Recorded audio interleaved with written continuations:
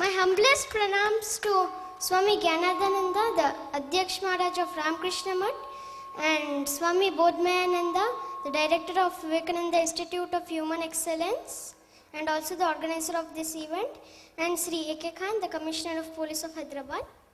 I am Amogh. I am 10 years old. Today I would like to do a presentation on some of the incidents which occurred in the life of Swami Vivekananda, which brought a change in him and deeply impressed him. Swami Vivekananda was born as Narendranath Datta, son of a well-known lawyer of Calcutta. Vishwanath Datta, and to a very intelligent and pious lady, Bhuvaneshwari Devi, in the year 1863. Next, Narendra was a master storyteller. His words were as magnetic as his personality. One day, when he told a story to someone, they listened with rapt attention, forgetting their work. One day, while in school, Narendra was talking to his friends animatedly during the class recess. Meanwhile, the teacher entered and began to teach the subject. But the students were so absorbed in Narendra's lesson that they did not pay any attention to him. After some time, the teacher heard the whispering and understood what was going on. Visibly annoyed, he asked all the students some of the questions of the lesson on which he had been lecturing on. None could answer his questions except Narendra. Narendra was remarkably talented. His mind could work simultaneously at two planes at once. So, hence he answered the question correctly.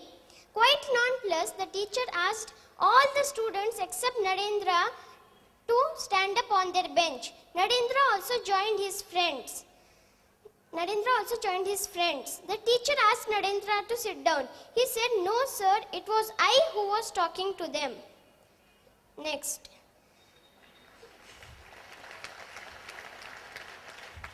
While in Ghazipur, Swamiji held a Pavahari Baba in high esteem.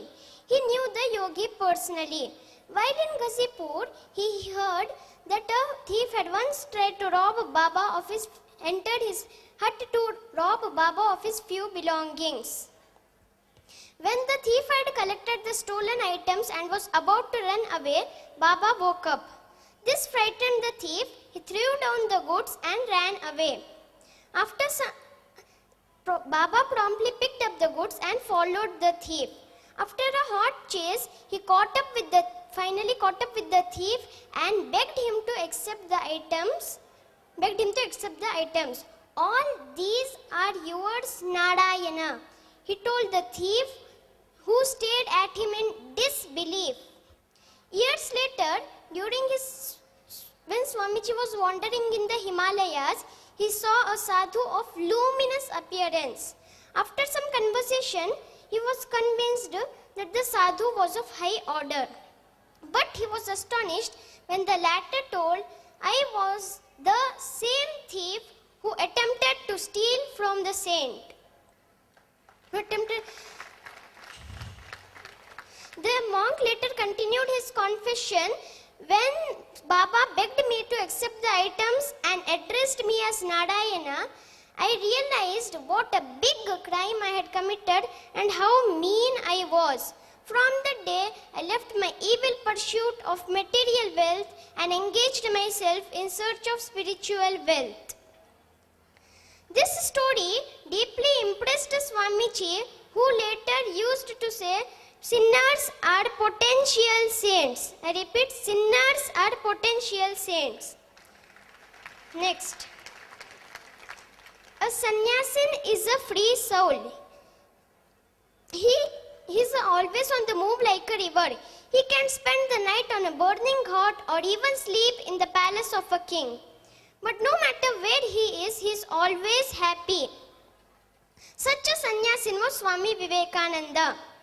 Swami Vivekananda was once living at a railway station in Rajasthan.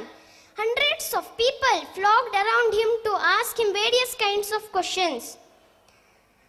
The questions were mostly religious. It went on in this manner for 3 days and 3 nights. Swamiji was so engrossed in talking about spiritual matters that he did not even stop to eat anything for the past 3 days. The people who had flocked around him also did not ask him whether he had eaten any food. On the 3rd night, after all the visitors had left, a poor man came up to him and said lovingly, "Swamiji, I have noticed that since the past 3 days you have eaten nothing. This has pained me very much." Swamiji felt that God had appeared in the form of the poor man in front of him. He asked the poor man, "Will you give me some food to eat?" The poor man said, "My heart yearns to give you some food, but I am a low-caste person and have touched it. So, if you permit, I will bring you some coarse dal and flour, and you can prepare them as you please." Swamiji said, "No, my child, bring me the bread. I shall be happy to eat it." The cobbler went. The poor man hesitated for a moment, for he was a cobbler, but returned hurriedly to his home and soon came back with a freshly baked loaf of bread.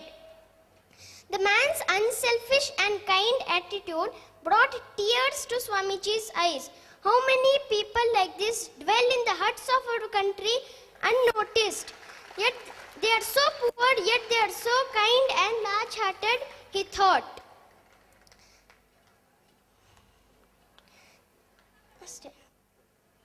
Again, another incident. Another I will tell. One more.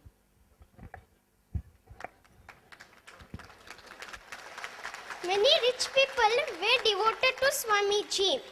Some of them even invited Swamiji to their house for dinner. But he first accepted the invitation of an old woman who had once served him with food in his wandering days. On reaching Alwar, he sent a message to the old woman saying that he would like to have thick chapatis which he had relished during his wandering days. The old woman, beside herself with joy, she prepared the chapatis with great care and attention, and then she waited for Swamiji and his disciples to arrive eagerly. When Swamiji and his disciples arrived, she served them with the simple yet pure food. Swamiji told his disciples, "Look at the old woman. Look how devout and motherly she is. Yet how humble, how devout and motherly she is. Yet how simple and pure the food is."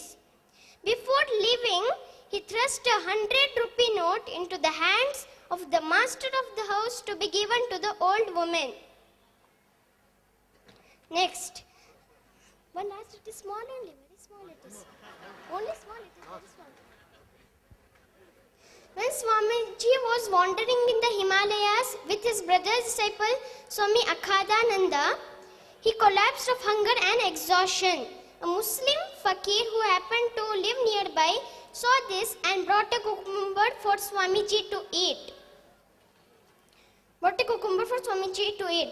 Swamiji had become so weak that he did not even have the strength to lift the cucumber into his mouth. He asked the fakir to feed him. The fakir fed him. Swamiji felt better. 7 years later, when Swamiji was giving a speech to a large gathering at Almora, his eyes suddenly fell on a man in the crowd. The man was none other than the fakir who had once saved his life. Swamiji did not forget his kindness and introduced him before the stage and thanked him. He also later gave the fakir some money. The fakir, however, did not remember the incident. Thank you.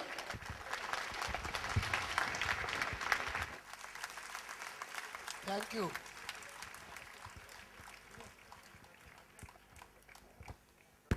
Young Pramod gave very interesting incidents. Our chief guest is calling you, honoring you.